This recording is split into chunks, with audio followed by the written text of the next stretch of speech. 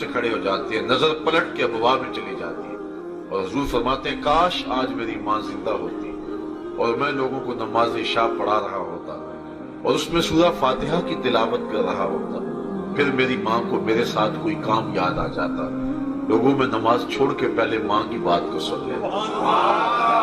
ماں اتنا پیار اور محبت کا ایسا روپ ہے کہ انسان ماں باپ کے پیار کو کوئی کسی ترازو پہ نہ تول سکتا ہے اور نہ اس کا اندازہ کر سکتا ہے۔ اچھا، میں بات لمبی نہ ہو، ماں کو اولاد سے اتنا پیار کیوں ہے؟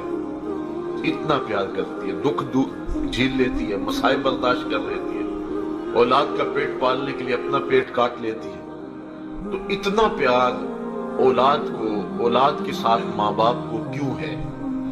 اس کی ایک ہی وجہ کہ ماں نے بچے کو جنم دیا ہے۔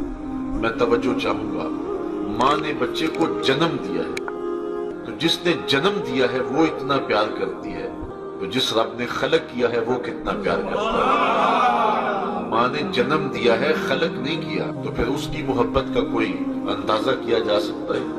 تو ماں کی گود چھوڑ کے بھاگ جائے بچہ تو ماں کہتی ہے بیٹے اتنی ٹھنڈی چھاؤں تجھے کہیں نہیں ملے گی، اس لیے آجا پلٹ کے، میری رحمت کی باہیں تیرے لیے کھلی ہوئی۔ تو ماں کے پیار کے تیور دید نہیں ہوتے، تو مالک کی دہلیز چھوڑ دے اگر بندہ تو مالک کی رحمتیں بھی آواز دیتی، یا ایھا الانسان ما غرک بربک الکریم، او بھاگنے والے انسان پلٹ کے آجا، تیرا رب کریم ہے۔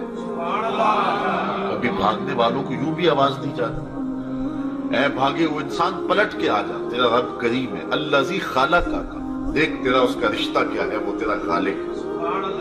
در در کی ٹھوکریں کھائے گا، اس کی دہلیز چھوڑ کے رسوا ہو جائے گا، آجا پلٹ کے، اس کی رحمتوں کے دروازے تیرے لیے کھلے ہوئے۔ آنا تو تو نے ہے ہی، پھر جو کفن میں منہ چھپا چھپا کے آتا پھرے، پھر جو لوگ کندھوں پہ اٹھا کے لائیں گے، اچھا نہیں اپنے قدموں سے خود ہی چل کے آجا۔ یا ایھا الانسان ما غرک بربک الکریم، اے انسان تجھے کریم رب سے کس نے غافل کر دیا؟ وہ کبھی آپ نے دیکھا ہو کہ کوئی نالائق بچہ گھر سے بھاگ جائے نا، وہ تو شاید کسی ہوٹل میں برتن مانجھ کر کے اپنے پیٹ کی آگ بجھا لیتا ہے، لیکن ماں کے حلق سے نیچے لقمہ نہیں اترتا۔ باپ پاگلوں کی طرح گھوم رہا ہوتا ہے کہ اس نکمے کو کسی نے دیکھا تو نہیں۔ اخبارات میں اشتہار چھپتے ہیں، ٹیلی ویژن پہ اشتہار آتے ہیں، ہمارا اس نام کا بچہ، رنگ سانولا، لباس اس طرح کا، اتنے دنوں سے گھر سے گم ہے، اگر کوئی اس کا پتہ دے تو اتنا انعام دیں گے، اور ساتھ لکھا ہوتا ہے نوٹ کے طور پہ، اگر وہ خود پڑھ رہا ہو تو واپس آ جائے، اسے کچھ نہیں کہا جائے۔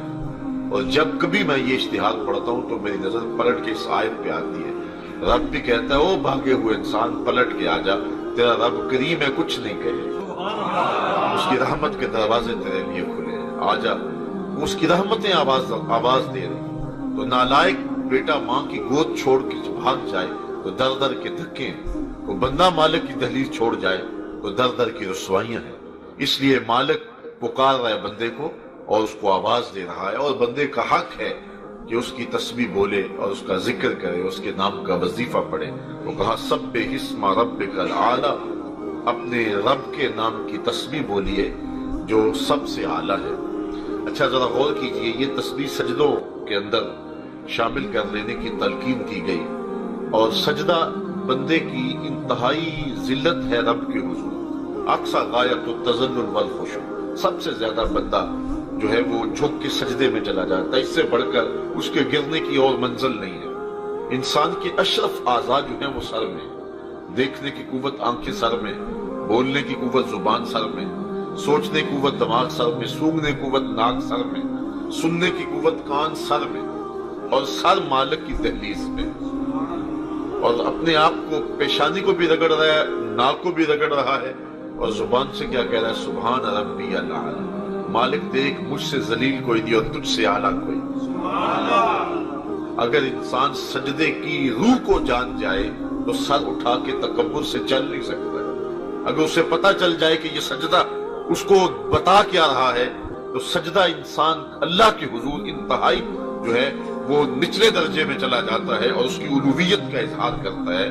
سبح اسم ربک الاعلی، اپنے رب کے نام کی تسبیح بولیے، الذی خلق، وہ رب جس نے پیدا کیا فسوا، پیدا کر کے چھوڑا نہیں ہے بلکہ اس کا تسویہ کیا ہے، اس کو ٹھیک ٹھیک ہموار بنایا ہے۔ والذی قدر فہدی، اس کی ایک مقدار مقرر کی ہے اور اس کو چراغ ہدایت عطا کیا۔ اللہ نے پیدا کر دیا، انسان تخلیق ہو گیا، لیکن دو ٹانگوں میں سے ایک ٹانگ کا سائز چھوٹا ہوتا، اس کا تسویہ نہ ہوتا، 6 فٹ کا جوان لگڑا کے چلتا، کتنا عجیب لگتا۔ 2 آنکھیں تھی لیکن ان میں روشنی نہ ہوتی تو کیسے دیواریں پکڑ پکڑ کے چلتا۔ زبان تھی، بولنے کی قوت نہ دیتا تو انسان کیا کر سکتا تھا۔ اس نے صرف انسان کو پیدا ہی نہیں کیا بلکہ اس کو چراغ عقل بھی دیا، اس کو اعضاء کا توازن بھی دیا، اس کو 2 چمکتی آنکھیں بھی دی، سنتے کان بھی دیے، بولنے والی زبان بھی دی، خوبصورت لہجہ بھی دیا، اسے رانا قد بھی دیا، اس کو جمال بھی دیا، حسن بھی دیا، اس کو بانکپن بھی دیا، جوانی بھی دی۔ اے انسان ذرا غور کر، تو اللہ کی حضور نہیں جھکتا، اس رب نے تیرے اوپر کتنے انعام کیے اور کتنی کرم نوازیاں پیہم تیرے اوپر برس رہی ہیں۔ سانس اندر جا رہا ہے یہ بھی اس کے کرم سے، اور خیریت سے پلٹ کے باہر آ رہا ہے تو یہ بھی اس کے کرم سے۔ تو تیرا حق بنتا ہے کہ اس رب کی تسبیح بول جس نے تجھے پیدا بھی کیا، تیرا تسبیح بھی کیا، ہر چیز کی ایک مقدار بھی مقرر کی، فہدا، اور ہدایت کا چراغ بھی عطا کیا۔ اگر تجھے چراغ ہدایت ہی نہ دیتا، آزاد ٹھیک تھے، نظر بہت تیز تھی، سماعت بھی درست تھی، لیکن چراغ ہدایت ہی پاس نہ ہوتا، دماغی توازن ہی ٹھیک نہ ہوتا تو 6 فٹ کا جوان قمیص کے پیچھے گھر کا ایڈریس لکھا ہوتا کہ جس کو ملے اس ایڈریس پہ پہنچا دے۔ انسان دیکھ تیرے لیے اس نے کیا کیا اہتمام کیے اور تیرے لیے اس رب نے کتنی کرم نوازیوں کا نزول کیا، تو غافل ہو کے بیٹھ گیا، رزق کی تلاش کے اندر تو رازق کو بھول گیا، تو اس کے حضور سجدہ ریزی کے لیے نہیں آتا اور تو اس کی دہلیز پہ حاضر ہونا اپنے لیے بوجھ سمجھ رہا ہے۔ اس کی کرم نوازیاں جو پہم تیرے اوپر برس رہی ہے، ذرا ان کا ایک ہلکا سا جو ہے وہ رنگ دیکھ کہ اس نے کس انداز سے تیرے اوپر کرم نوازیاں کی، تجھے پیدا کیا، اعضاء کو توازن دیا، حسن دیا، جوانی دی، فہدا، اور پھر چراغ ہدایت بھی نصیب فرمایا۔ اس سے جبیلی ہدایت مراد ہے، اور انبیاء علیہ السلام کے ذریعے اللہ تعالیٰ جل شانہ نے انسان کو پھر ہدایت اس طرح عطا کی کہ اپنے تک قرب کی راہیں بھی نصیب کر۔ اور یہ جبیلی ہدایت جو ہے یہ صرف انسان کو نہیں بلکہ ہر شے کو عطا کر۔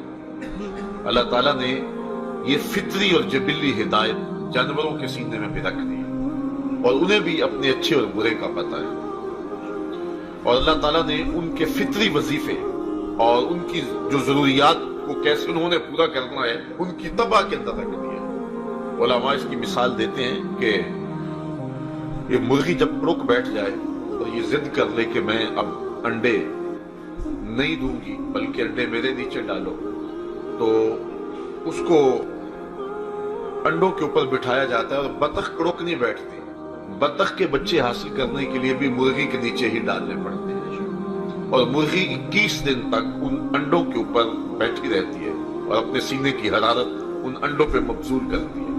21 دن کے بعد ان مردہ انڈوں میں زندگی پیدا ہو جاتی ہے۔ اب یہاں رک کر کے ایک بات کہنا چاہوں گا، ایک مرغی مردہ انڈوں پہ 21 دن تک اپنے سینے کی توجہ مبذول کرے تو اللہ تعالیٰ اس میں زندگی پیدا کر دیتا ہے، اور اگر شیخ کامل اپنے مرید کے بیضہ دل پہ توجہ دے تو وہاں آثار حیات کیوں نمودار نہیں ہو سکتے، وہاں بھی زندگی کی رمق پیدا ہوگی اور وہاں بھی اجالے پیدا ہوں گے۔ اچھا 21 دن کے بعد انڈے ٹوٹے تو جو نتیجہ تھا وہ بالکل فطرت کے مطابق نکلا، بطخ کے انڈوں سے بطخ کے بچے اور مرغی کے انڈوں سے مرغی کے بچے۔ اچھا بطخ کے بچوں نے اپنی ماں نہیں دیکھی، انہوں نے جو سیکھنا ہے سمجھنا ہے وہ مرغی سے سمجھنا ہے، کیونکہ ماں سے ملاقات ہی نہیں ہوئی۔ اب 4 دن تو گھر والوں نے بچوں کو مرغی سمیت باہر نہیں جانے دیا، کیونکہ بچوں کے ابھی قوا مضبوط نہیں ہوئے، پرزے نہیں نکلے، ابھی قوت مدافعت پیدا نہیں ہوئی، کوئی کوا اچک لے گا، کوئی چیل اٹھا کے لے جائے گی، کوئی بلی اٹھا کے لے جائے گی، ابھی اپنا دفاع نہیں کر سکتے، تو گھر والوں نے گھر سے باہر نہیں جانے دیا۔ لیکن 4-5 دن کے بعد جب بچوں کے پر پرزے نکلے، تھوڑی سی قوت مدافعت پیدا ہو گئی، انہوں نے مرغی سمیت بچوں کو باہر نکال دیا۔ गली गुजरे, आगे खुला मैदान था, उसके आगे पानी का जौहर था। जब पानी किनारे पहुंचे तो बतख के बच्चों ने ना आओ देखा ना ताओ, छलांग लगाई और पानी में तैरने लगे। मुर्गी के बच्चे अपने हमजोलियों को पानी में छलांगे लगाते हुए देखने के बावजूद आगे बढ़ने की हिम्मत नहीं कर रहे। बतख के बच्चों ने अपनी माँ को देखा नहीं, मुर्गी ने उनको ये बताया नहीं, अपने हमजोलियों को उन्होंने पानी में तैरते हुए देखा नहीं, तो बतख के बच्चों को किसने बताया तुम डूबोगे नहीं, तैरोगे? और मुर्गी के बच्चों के पांव किसने बांध दिए? वल्लज़ी क़द्दर फ़हदा, वो रब है जिसने सीनों में चिरागे हिदायत उजाले के लिए रोशन कर दिया है। और वो मुर्गी के बच्चे भी जानते हैं और बतख के बच्चे भी जानते हैं। और इंसान का बच्चा जब पैदा होता है तो वो दुनिया पे सब कुछ आके सीखता है, बोलना आके सीखता है।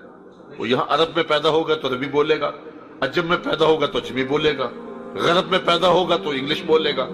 वो सब कुछ आके सीखता है, पकड़ना आके सीखता है, जुबान है बोलना नहीं जानता, हाथ है पकड़ना नहीं जानता, टांगे हैं चलना नहीं जानता, लेकिन माँ की छाती से दूध कैसे कशीद करना है ये वो सीख के आता है। ये है वो फितरी और जबिल्ली हिदायत जो अल्लाह ताला जल्ला शानहू ने अता फरमाई है और हर इंसान के सीने के अंदर वदियत की और किसी को इससे महरूम नहीं रखा है। ये जबिल्ली और फितरी हिदायत का चरागा है जो सीनों के अंदर है, जिसका यहाँ तज़किरा है। वल्लज़ी क़द्दर